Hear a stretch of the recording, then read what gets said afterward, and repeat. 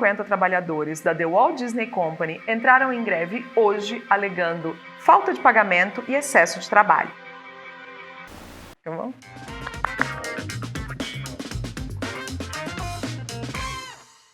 Quando nós pensamos em Walt Disney, é natural as pessoas pensarem em sonho, realização, sucesso. O que a maior parte das pessoas não pensa é em toda a trajetória não linear que ele passou para chegar onde chegou. Aliás, trajetória que quase todo empreendedor tem que passar. E para mostrar como todo empreendedor enfrenta obstáculos, nós destacamos 4 grandes desafios que o gênio do entretenimento também já passou. Demitido por falta de imaginação. Desde pequeno, o Walt Disney já gostava de desenhar. Ele vivia numa fazenda em Marceline e lá na fazenda ele já gostava de observar a natureza, os animais e ficava desenhando, passava horas ali desenhando. Aliás, esse era até um dos motivos porque o pai dele brigava muitas vezes com ele porque ele estava atrapalhando a dinâmica da fazenda por gostar de ficar criando histórias. Até quando ele foi para a guerra em 1918, quando ele estava dirigindo o carro da Cruz Vermelha, ele ficava fazendo desenhos no carro e ele ficou até conhecido por isso, pelos desenhos que ele fazia. Mas em 1921, quando ele retorna da guerra, ele é demitido de um jornal da cidade, alegando falta de criatividade. Eles acreditavam que o Walt Disney, o gênio do entretenimento, o gênio da criatividade, não tinha potencial para criar histórias. Mas a vida continua e em 1922 o Walt Disney consegue fazer com que os seus desenhos apareçam antes do filme no cinema da cidade. Só que tem um pequeno problema ali. O Walt Disney ele não era muito bom de negociar a parte de dinheiro. Ele ficava tão feliz quando os seus projetos eram aceitos que ele esquecia às vezes de trabalhar melhor a negociação, esquecia que ele precisaria ter recursos para poder fazer as coisas continuarem, fazer as coisas darem certo.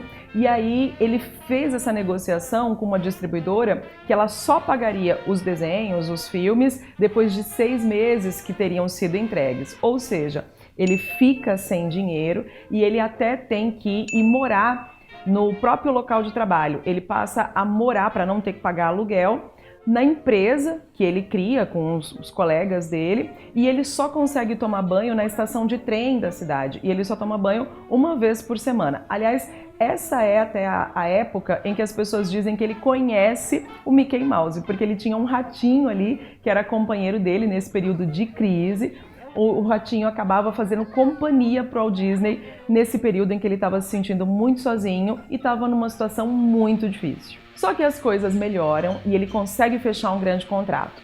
Porém, por falta de trato comercial, por essa ansiedade de que as coisas realmente aconteçam, ele acaba perdendo o seu maior cliente e perdendo o seu maior personagem até então, que era o Coelho Oswald. E de quebra, ele ainda perde toda a sua equipe. Ele não se preocupou com os direitos autorais do personagem e aí por causa disso ele acaba perdendo os direitos e aí ele se vê mais uma vez sem dinheiro, sem o seu personagem e agora sem a sua equipe de trabalho. Só que mesmo nesse momento, o Walt Disney tinha acabado de passar por esse desafio e quando ele pega o trem, antes de pegar o trem para voltar para sua cidade e conversar com o irmão, avisar o que tinha acontecido, ele manda um telegrama para o irmão dizendo que vai ficar tudo bem, fica tranquilo que ele vai dar um jeito. O Walt Disney, no trajeto de volta, após ter acabado de perdido toda essa estrutura que ele tinha criado, ele consegue ter uma nova ideia, porque ele sabia que se foi ele que projetou o Coelho Oswald e o Coelho Oswald estava começando a ter sucesso, ele conseguiria replicar isso, afinal de contas a ideia saiu da cabeça dele mesmo. E aí é quando ele começa a rascunhar o famoso Camundongo Mortimer. Camundongo Mortimer, entenda, é o Mickey Mouse. Ele se torna Mickey Mouse quando ele chega, mostra para sua esposa Lillian, mostra para o irmão Roy, e aí eles conversando sobre esse novo personagem, a esposa dele dá uma santa ideia de colocar o nome, ao invés de Mortimer, de Mickey Mouse, porque seria mais fácil das pessoas falarem, pronunciarem, e aí nasce o grande e icônico personagem Mickey Mouse. Aí eu nem preciso dizer que foi tudo uma alegria, um grande sucesso. O Mickey tinha características muito humanas, e ele também caprichava muito na parte de tecnologia. O Walt Disney era extremamente focado em fazer algo disruptivo, algo diferente, algo que as pessoas nunca tinham visto, e ele tinha sempre um propósito de fazer o que ninguém fez. Esse era o DNA do Walt Disney, que aliás é o DNA da empresa até hoje. Então ele começa a colocar cores, começa a colocar som, e esse pioneirismo do Walt Disney, ali sempre trabalhando nos personagens, como no caso do Mickey, vai fazendo com que o personagem vai crescendo e vai ganhando cada vez mais visibilidade. A Disney cresce, a empresa vai se estabelecendo, mas em 1941 acontece a famosa Guerra Civil da Animação. O que é a Guerra Civil da Animação? O Walt Disney fica sem os seus novos colaboradores, sem a sua equipe e sem os seus parceiros. E isso acontece porque ele, com essa ideia sempre de fazer algo grandioso, de fazer algo que ninguém tinha feito, ele tinha uma busca incessante pela perfeição. Ele cria uma espécie de linha de montagem para os desenhos, para as animações. E aí ele tem até a ideia de fazer com que as pessoas possam ir até o cinema não para assistir a animação antes do filme. Ele queria que as pessoas fossem assistir só a animação. Porque as pessoas iam até o cinema, a animação estava antes, elas acabavam vendo, mas o foco principal era o filme. E ele tinha quase que uma obsessão com Hollywood, ele queria fazer com que as pessoas fossem para assistir a animação que ele criou. Por isso ele resolve fazer a primeira animação de todos os tempos, que é a Branca de Neve. Mas para que a Branca de Neve, para que outros filmes como Fantasia, Pinóquio fossem feitos, ele acaba fazendo uma espécie ali de fábrica de animação. E nessa fábrica de animação, o ritmo era muito intenso. Então ele começa a fazer com que mais de 800 animadores estejam trabalhando ali quadro a quadro para que todos os movimentos saiam perfeitos e o trabalho começa a se tornar algo exaustivo, algo muito complicado. Só para você ter ideia, na Branca de Neve foram necessários mais de 130 mil desenhos de movimentação. E para cada ilusão de movimento são necessários 24 imagens por segundo. Então olha a quantidade de trabalho que foi gerada em condições complexas, porque eles muitas vezes não tinham até recebido para poder realizar o trabalho. Lembrem que o Walt Disney, ele era muito caprichoso, ele era muito perfeccionista, mas ele não era a pessoa que mais se preocupava com a questão financeira. E mesmo já tendo o suporte do irmão Roy, que nessa época já fazia parte integral da empresa, ele pedia muitas vezes para repetir o trabalho. Então o trabalho tinha que ser repetido, ele acabava se estendendo muito porque ele tinha que ser feito até ficar do jeito que ele achava que tinha que ser. Ou seja, durava muito mais tempo do que o necessário, as pessoas que estavam ali ajudando a patrocinar o filme, a animação, acabavam não patrocinando mais e isso acabou gerando tantos problemas que culminou com a greve de 41.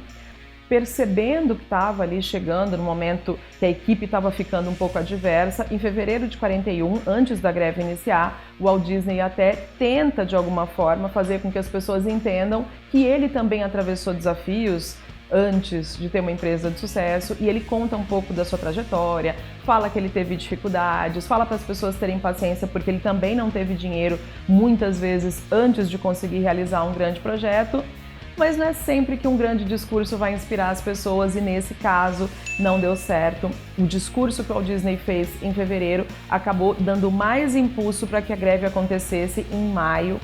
E aí ele começa a se ver numa situação difícil e ele é até convidado pelo presidente dos Estados Unidos a vir visitar a América do Sul para esperar um pouco os ânimos se acalmarem, porque estava acontecendo aí uma guerra e eles estavam precisando de parceiros, a América do Sul era interessante, o Brasil era interessante e é nesse momento até que o Walt Disney vem para conhecer o Brasil, vai para Copacabana, acaba até tendo um desbloqueio criativo e surge o Zé Carioca, inclusive. Só que aí o Walt Disney volta e quando ele volta, o irmão dele, o Roy Disney, que era o administrador, já tinha conseguido negociar e já tinha modificado a forma de trabalho da equipe, então já estava tudo certo, desafio superado.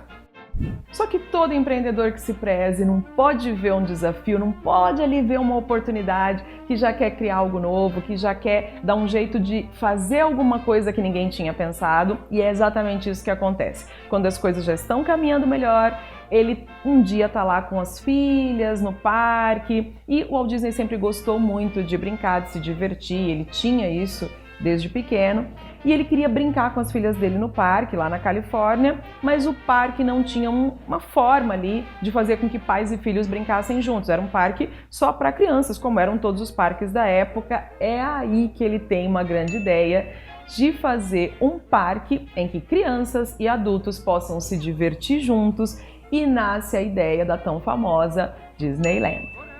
Só que a Disney não foi feita para crianças como muitas pessoas imaginam, ela já vem com esse conceito de adultos e crianças poderem se divertir. E aí ele começa a rascunhar um projeto, começa a fazer coisas diferentes, as pessoas vão se encantando pelas ideias e vai tudo caminhando muito bem, até que em 1955, no dia que a Disneylândia vai ser inaugurada, a estreia da Disneylândia não é como previsto. A inauguração da Disney acabou sendo um fiasco. Isso porque, lembra daquela necessidade que o Walt Disney tinha de que tudo fosse muito bem feito, muito bem cuidado? Por causa disso, as obras acabaram estendendo mais do que o prazo e quando a Disney foi inaugurada, ainda não estava tudo pronto. Então eles estavam passando o asfalto, ajustando coisas no asfalto na noite anterior e no dia da inauguração estava muito quente. Então dizem que as pessoas realmente afundavam, em especial as mulheres que iam de salto, elas acabavam afundando porque juntava um asfalto que não estava seco com o sol muito quente e as pessoas acabavam tendo problemas para se locomover. Alguns brinquedos também não estavam completos. Para completar, a água acabou e aí eles tiveram que escolher entre deixar água nos bebedouros ou deixar água nos banheiros, tiveram que deixar água nos banheiros. Enfim, não foi nada como ele imaginava. As pessoas acabaram ficando desgostosas. Estava lotado, porque alguns cambistas venderam mais ingressos do que a capacidade do parque comportava. Então, não foi o sonho que a gente imagina. Quando a gente pensa em Disney, vem a ideia de sonho, estava mais para pesadelo mesmo. Só que para o otimista que o Walt Disney sempre foi, cada desafio que ele teve na vida, cada problema que aparecia, ele enxergava como uma experiência, ele enxergava como uma forma de não fazer algo e aí ele já tinha uma forma de não fazer, agora ele ia buscar uma forma de conseguir concluir aquilo. E foi assim que ele agiu em todos os desafios que ele teve. Então ele começou a pedir para as pessoas andando pelo parque para que elas voltassem, para que elas tivessem uma nova experiência e ele disse que daria para elas essa condição de voltar sem custo nenhum e isso aconteceu, ele conseguiu modificar, ajustar o parque, finalizar e acabou sendo o sucesso que é até hoje. A persistência que ele teve se deu muito ao propósito, ele tinha um propósito muito grande, um propósito muito bem definido, mas principalmente ao olhar, a esse olhar do é possível, dá para fazer, dá pra gente melhorar. Deu errado, mas a gente consegue fazer dar certo. E essa é uma das maiores premissas da mente retórica. Quando nós pensamos numa mente que consegue se auto-persuadir para chegar nos seus objetivos, essa mente ela tem que identificar oportunidades. Ela não pode ficar pensando só nos problemas. Às vezes o nosso foco do que deu errado é tão grande que a gente não consegue visualizar o que pode dar certo. Até porque o nosso emocional fica abalado. E ficar chorando porque perdeu o Mickey ou ficar chorando porque o dia da estreia foi ruim, não vai te ajudar. Então é muito melhor você pensar no que você pode fazer a partir dali. O que aconteceu, aconteceu, mas tem algo que eu posso fazer e é assim que a gente deve trabalhar com a nossa comunicação interna, com o nosso autogerenciamento. Acima de tudo, é uma mudança de foco. E eu quero saber que histórias que vocês querem que a gente conte aqui de grandes líderes que podem nos inspirar. Deixa aqui pra gente nos comentários. Tchau, tchau!